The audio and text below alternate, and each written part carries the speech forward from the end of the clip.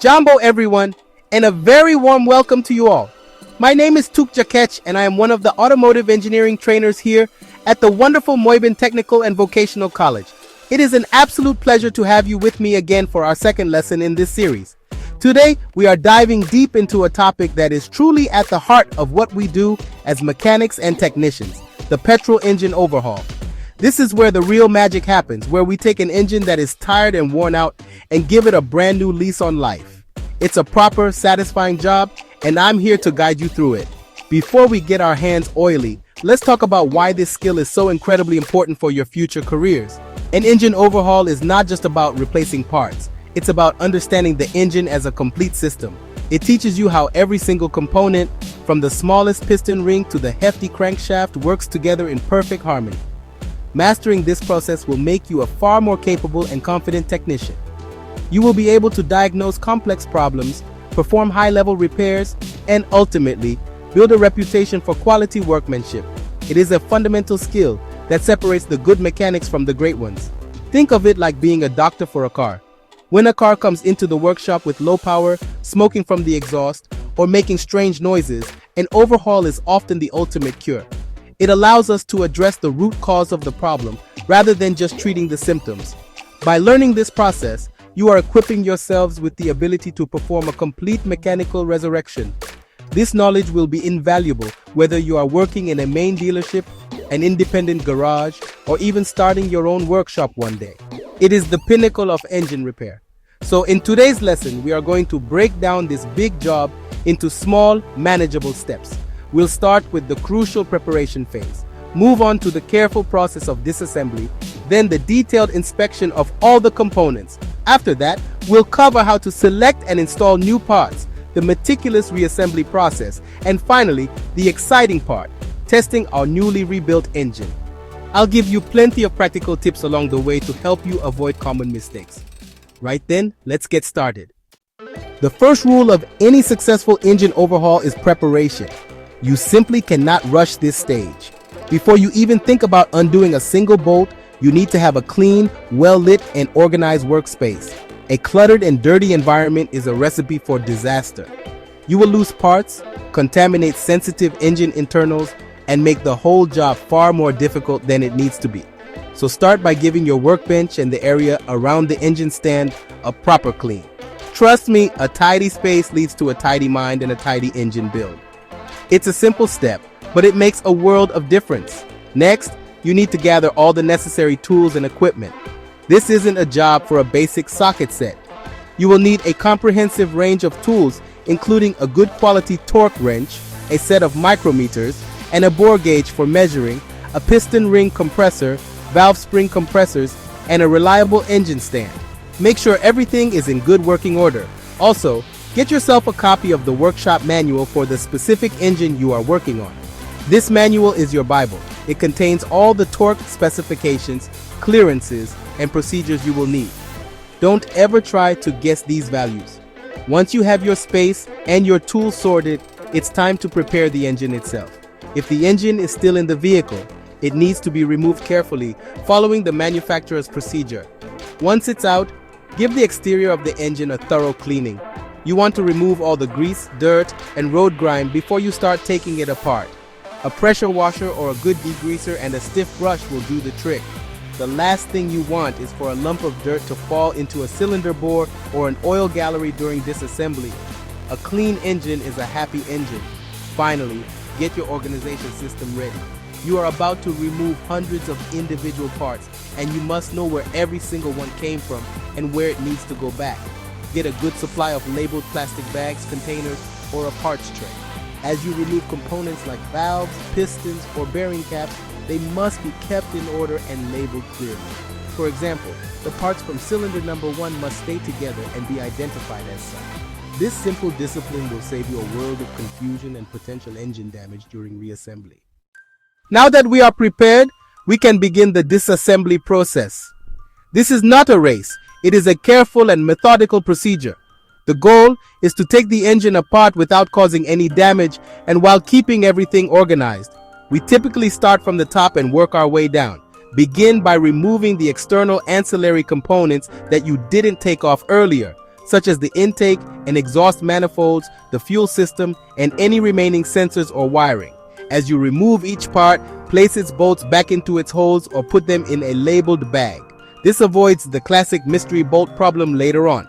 With the external parts off, we move to the top end of the engine. Carefully remove the valve cover, which will expose the camshafts and valve train. Before you remove the timing belt or chain, it is absolutely critical to align the engine to top dead center for cylinder number 1. Use the timing marks on the crankshaft and camshaft pulleys as specified in the workshop manual. This is a vital reference point for reassembly. Once the timing marks are aligned, you can carefully release the tensioner and remove the timing belt or chain. Now, you can proceed to unbolt and remove the cylinder head. With the cylinder head on the workbench, you can continue to disassemble it. You'll need a valve spring compressor to safely remove the keepers, retainers, springs, and then the valves themselves. Remember our organization rule? Keep the valves for each cylinder together and in the correct order. The intake valve from cylinder 2 must go back to the intake port of cylinder 2. Next, flip the engine block upside down on the stand. Remove the oil sump or oil pan to expose the bottom end of the engine, including the crankshaft, connecting rods, and oil pump. The final stage of disassembly involves removing the pistons and the crankshaft. Before you unbolt the connecting rod caps, check if they have any markings from the factory. If not, use a punch to make your own small marks to ensure each cap goes back on the correct connecting rod and in the same orientation. Carefully undo the bolts and remove the rod caps. You can then gently push the pistons and connecting rods out through the top of the cylinder bores. Finally, you can unbolt the main bearing caps in the correct sequence, as shown in the manual, and carefully lift the heavy crankshaft out of the block. With the engine completely disassembled and all the parts cleaned and laid out, the detective work begins. This is arguably the most critical phase of the entire overhaul. It is here that we determine exactly what needs to be replaced. We are no longer just mechanics, we are forensic engineers looking for clues of wear and tear. A visual inspection is the first step. Look at every single component under a bright light. Check for cracks in the cylinder head or block, scoring on the cylinder walls, signs of overheating on the bearings, and pitting on the camshaft lobes. After the visual check, we must take precise measurements. Our eyes can tell us a lot, but they can't measure wear in thousandths of a millimeter. This is where your micrometers and gauges come in. Start with the engine block. You need to measure the diameter of each cylinder bore at several points to check for wear and to see if it has gone oval. This is called measuring for taper and ovality. You then compare these measurements to the specifications in the workshop manual to decide if the block needs to be rebored to an oversized dimension. Also, use a precision straight edge to check if the deck surface is warped. Next, move on to the crankshaft. Use your micrometer to measure the diameter of all the main and connecting rod journals. Again, you are checking for wear and comparing the numbers to the manufacturer's specifications. You also need to check the crankshaft for straightness using V-blocks and a dial indicator. Any deviation beyond the specified limit means the crankshaft needs to be professionally reground or replaced. Similarly, measure the camshaft lobes to check for wear and check the camshaft itself for straightness. Every measurement is crucial for a successful rebuild. The same level of detailed inspection applies to all the other parts. Measure the piston skirts and the piston ring grooves. Check the connecting rods to make sure they are not bent or twisted. Inspect the valve guides for wear and the valve stems to ensure they are straight. Check the valve springs for their free length and tension. This process is slow and requires a lot of patience and attention to detail. You must record all your measurements systematically. This data will form your shopping list for the new parts you will need for the reassembly. Once your inspection and measurement are complete, you will have a clear list of what needs to be replaced. This is the stage where we start bringing the engine back to health. The first step is to order all the required new parts. Always use high-quality components from reputable manufacturers. For a standard overhaul, this will typically include a full gasket set, new piston rings, new main and connecting rod bearings, and new seals. Depending on your measurements, you might also need new pistons, valves, valve guides, or even a new oil pump.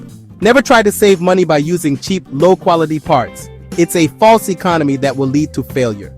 Before you install any new parts, there might be some machine work required on the major components. For example, if your cylinder bores were worn beyond the limit, The engine block will need to be sent to a machine shop to be bored and honed to the next oversize. If the crankshaft journals were worn, they will need to be reground to the next undersize.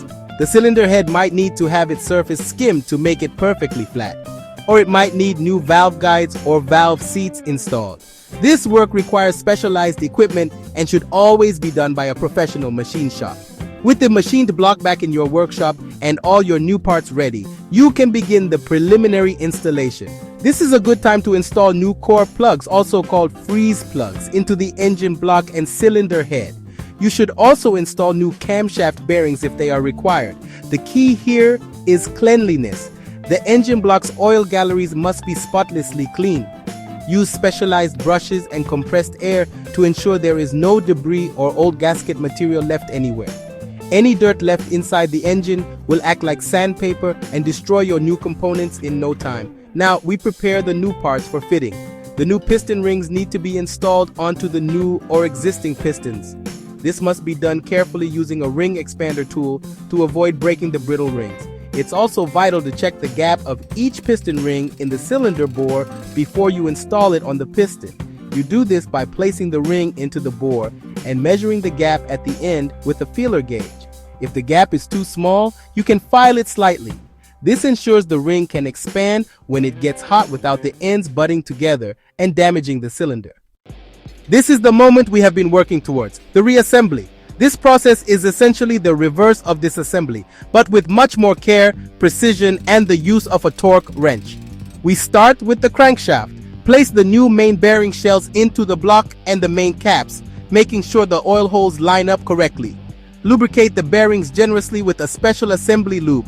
Carefully lower the crankshaft into place. Install the main caps in their correct positions and orientations, and then tighten the bolts in the sequence and to the torque specified in the workshop manual. This is not a place to guess, the torque must be exact. Next, we install the piston and connecting rod assemblies. Fit the new connecting rod bearing shells and lubricate them with assembly lube. You will need a piston ring compressor for this job. After orienting the piston rings correctly around the piston, their gaps should not be aligned. Compress the rings with the tool. Lubricate the cylinder bore with clean engine oil. Then, making sure the piston is facing the right way, gently tap it into the cylinder using the wooden handle of a hammer. Guide the connecting rod onto the crankshaft journal. Install the cap and torque the bolts to the correct specification. Repeat for all cylinders. With the bottom end complete, you can now install the oil pump and the oil sump with a new gasket. Then flip the engine back over on the stand. It's time to fit the cylinder head. The reassembly of the cylinder head itself, with its valves and springs, should be done on the bench first. Once it's complete, place the new head gasket onto the clean deck of the block. Make sure it is the correct way up. Carefully lower the cylinder head into place over the locating dowels.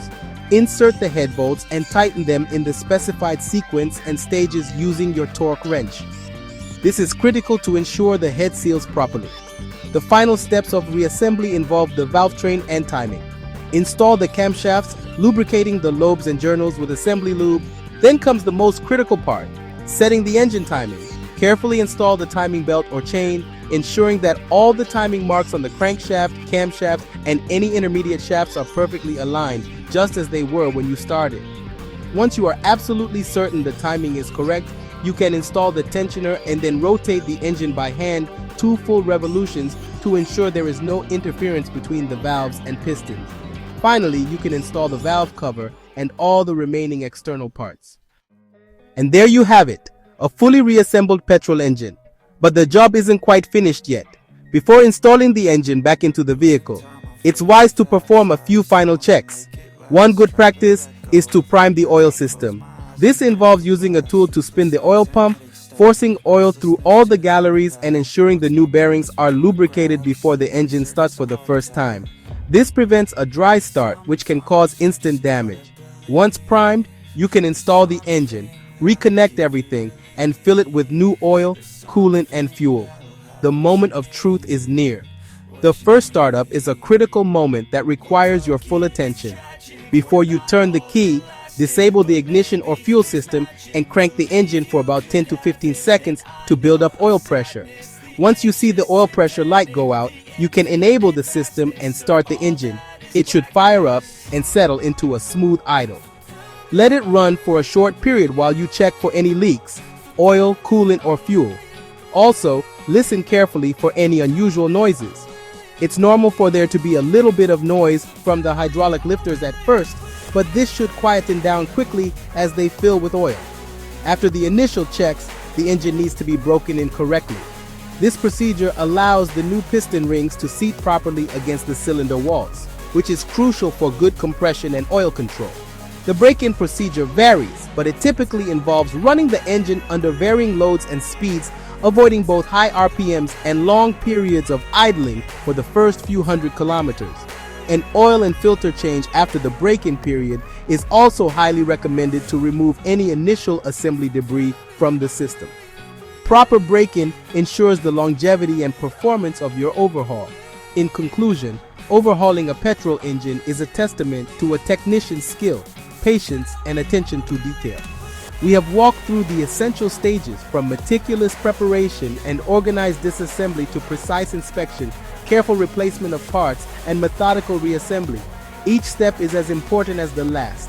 I encourage you all to embrace this process, to practice these skills, and to never stop learning.